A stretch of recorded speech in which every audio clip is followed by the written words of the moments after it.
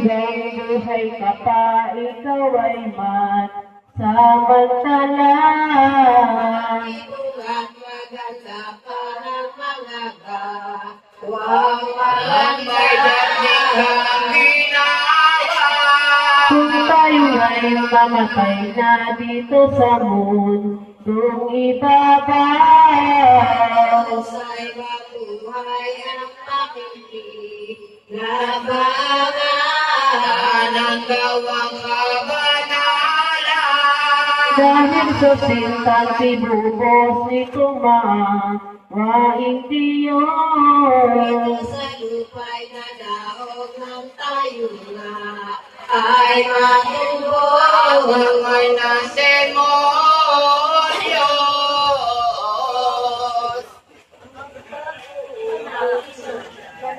Kahit tulog ang hukuman palihiyos, tayo sinmanik kami sa pag-ibig kay Jesus, suloy nila at pantayo. Kailang malibig, ito Panginoon natin. Ang mga Hudyong taksil ng usap sila ng lihim na patapat ang gagawin. Ay pabantayan, pag-iliging na bangkay. Baka na kami sa hukay niyong disipulo na nang ipagbantol na nabuhay. Kayari ang lubos, iyong mga pariseyos. Ang kapitan ng ibinoto ng mga soldado, tanod ang bayaning silongin. Tinatawag na dapat si Lumenos na masigla, at ang kawigaan nila kung kaya nila pilita sa pagdating dihasa. Silong ito, ilalawang soldado, ang maharap kay Pilato at iyabaybayan umang kay iyong habang tao. Mababahon sa hukay, at sila'y muling mabuhay. Inyo lang patak-patak, patuwag ipagkakaingay sa ang sinungalingan. Sa Panginoong Diyos, sa hukuman pariseyos, o ako'y sumusunod sa halal nila, utos sa pagbantay at pagtanong. Silang silang kadyan, pumanaw ka, pagkarakan. Siyempre sila'y kasama na dumating na maaga magkanubi lang Sila'y bawal sandatahan, pumasok sa halamanan, nangatuloy sa bauna ni Heso Kristong maalam, doon sila nang nagbantay.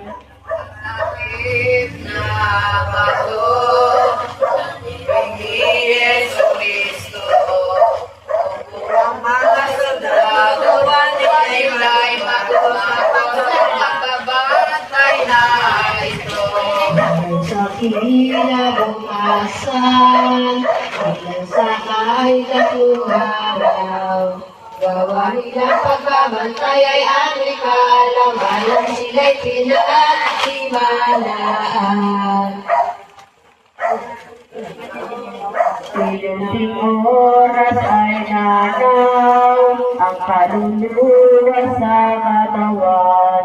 Sinong sumakop sa tanan ay agad pinanaugan yung seno ni Abraham. Ang kaluluwa sa katawan ay tumira. Lubos na omnipotensya buong pagkadiya sa kabagsikan lahat niya.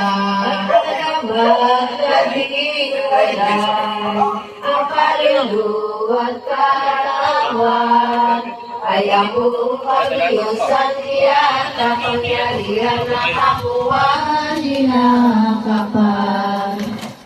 Ibig ang ipakilala,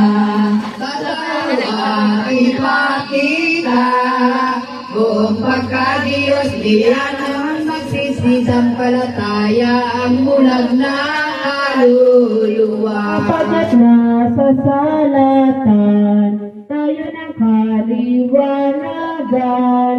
Kaya nga pinanaugan ng kebo at pinarunan ang limbot na mga banal. Namare kasama ang Angheles sa gloria.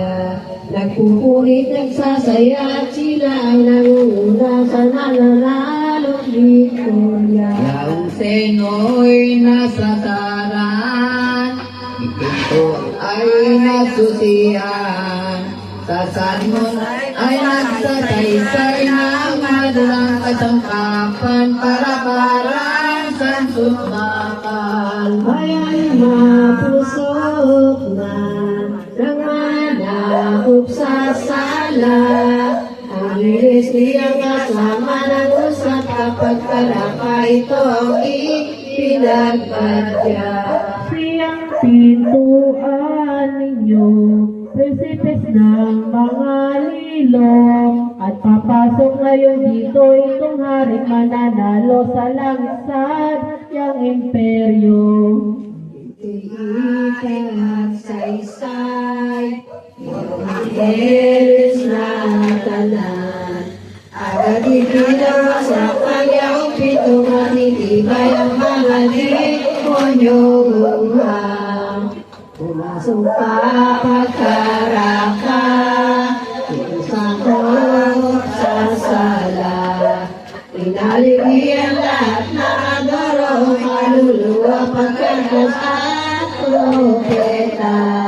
Liwanag na totoo, yung madilim na selo, ngunit lalong hirap ito at kasakit ang totoo ng mga lilong demonyo.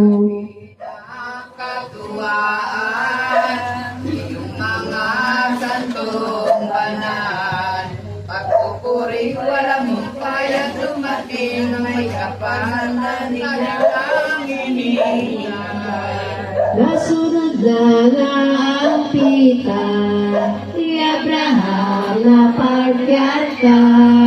Natuwa at naligaya si David, ngunit propeta Jeremias at iba pa. Dagat na ganap ang tuwad pa sa salamat. Sa sumagop at naghirap at aring di lang matalas, do'y makapangungusap. At walang kulang, maganap ang 3 araw.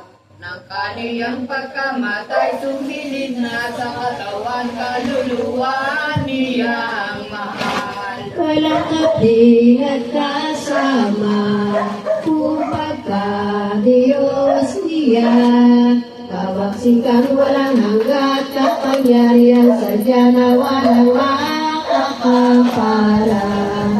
At sisilang ang araw sa silangan, na lumabas sa baunan, iyong sumangap sa tanan, siya na nga kabuhay. Walang katulad, at tawa'y sakdal ng dilag. Lubos na pagkaliwanag nitong nalumnaguan, na ikalawang personal. Pagkalabas sa baunan, nagmahali ang katawan. Natuligas ng abuan na para-parang nasugabang na doroong mga bantay. Isang anghel ang nanao sa batong takip lubok-lubok. Di kitang kalugod-lugod, di matitigan tubo silong mga inalog. Nagwagi lang ang totoo, ang pong si Heso Kristo, at pawa niyang tinalo ang sukab at mga lilo, kaaway niyang demonyo. Sa pagkalutlo ng bumantay na soldado, ang apuning ng ilang nagbagong loob ng ito ay mapanood. Natakot nga rin ang amba